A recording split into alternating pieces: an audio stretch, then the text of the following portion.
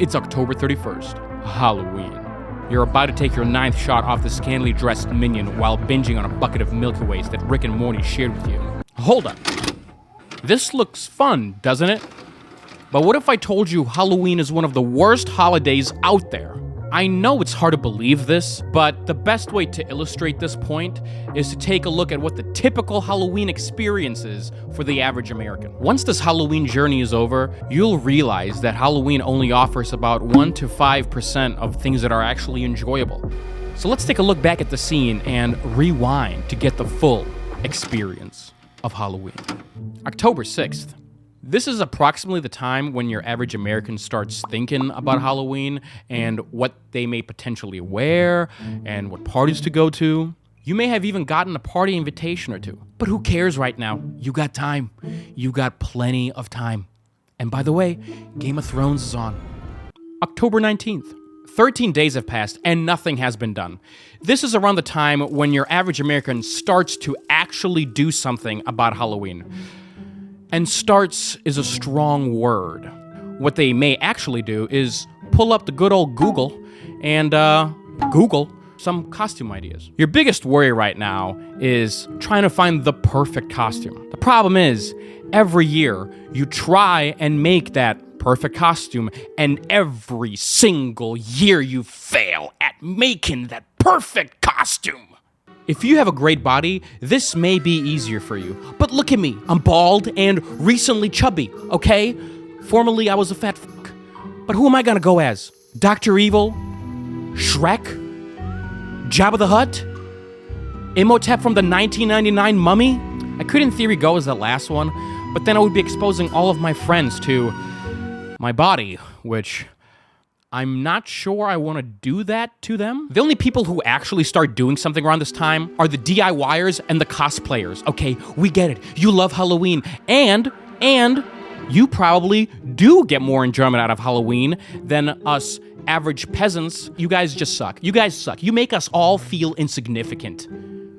But I respect you. I respect that you enjoy Halloween so much. It is now October 25th. Okay, you really need to start doing something now. You just accepted a party invite from Brian, and Amazon delivery dates are gonna reach their deadline pretty soon, so you need to purchase something now. But since you didn't make the final decision yet on a costume, you need to pull up the good old Google again to find and finalize a costume idea. Side note, you know what's worse than picking out the perfect Halloween costume? It's picking out the perfect couple's Halloween costume. You need to find a topic or some theme that both of you somewhat enjoy. Then you need to find out if this theme and this costume idea will look good together. How am I supposed to get my girlfriend on board to dress up as a Noxuna Moon? Okay, I'm sorry for everybody who has slept on this movie. I'm looking at you, Gen Zers. After about 6 grueling hours of non-stop searching with your girlfriend or friend, okay, I'm looking out for you single people out there, you decide to buy the perfect costume. Gru and a slutty minion. You paid a grand total of $150 for both of these costumes, $60 per costume roughly plus tax. So you are roughly halfway to a brand new Nintendo Switch. It is now October 30th. Your costumes have just arrived from Amazon, and surprise, surprise, they look like complete shit. So now, your options are to buy some add-ons for your Halloween costume to somewhat save it and make it look good, or to scrap the idea altogether. Regardless, the trip needs to be made. Spirit Halloween, the Grim Reaper of stores. At this point of the Halloween season, there are approximately 7 whole items left in the entire store, all of which are $75 and above, and all of which have their packages already opened. This is also the time when the busy parents come in with their kids to try and scavenge some last-minute outfit for their kid that they love so much. So now, you're in this Halloween battle royale with you and this kid and the mom or the dad or whatever for the last remaining items in the store just so you can save your costume. And guess what? You win. You pull through, and now you get to enjoy and bask in the sweet, sweet cries of this child who just lost their perfect Halloween costume to you. You, the hero of Halloween. It is now October 31st, Halloween, 6 p.m. Your semi-decent costume with all of the add-ons cost you an extra $150. Combine that with the previous $150 for the original parts of the costume, and you're looking at around $300 plus minus tax for a costume for a day that you probably won't ever use ever again. Maybe 5 years from now when everybody's forgotten what you wore. Maybe. This is also the time where the night diverges for everybody, but still sucks for almost everybody. People who are going to a party will now have to buy booze and order an overpriced Uber because you're definitely not walking half a mile in a half-naked Batgirl outfit, because guess what? Every Halloween, it's freezing outside. Unless you live like in the South or like California or whatever, but we're in the Midwest. People who are not going to parties, or just, I guess, introverts and incels, are thinking right now, wow, this is looking pretty good for me. I'm gonna have a nice, relaxing night at home. But you're just lying to yourself. Because in about 30 minutes or so, you're gonna get nonstop door knocking from sugar high kids and their awkward parents who are gonna be demanding that you hand over all of your candy. Did you really think you were gonna have a nice, relaxing night playing ranked games of League? Or a calm night on the hub? Keep dreaming. The only people who are enjoying Halloween at this time are kids robbing people of their candy and Uber drivers robbing people of their money.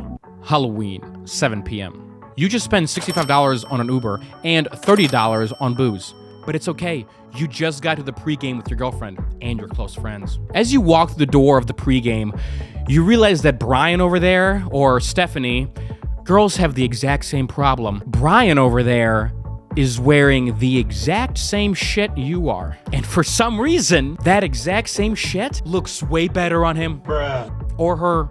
We've all had this problem. So all this time, all this picking of costumes, this money wasting, scavenging, spending, fighting kids in the Spirit Halloween store, it's all gone to waste.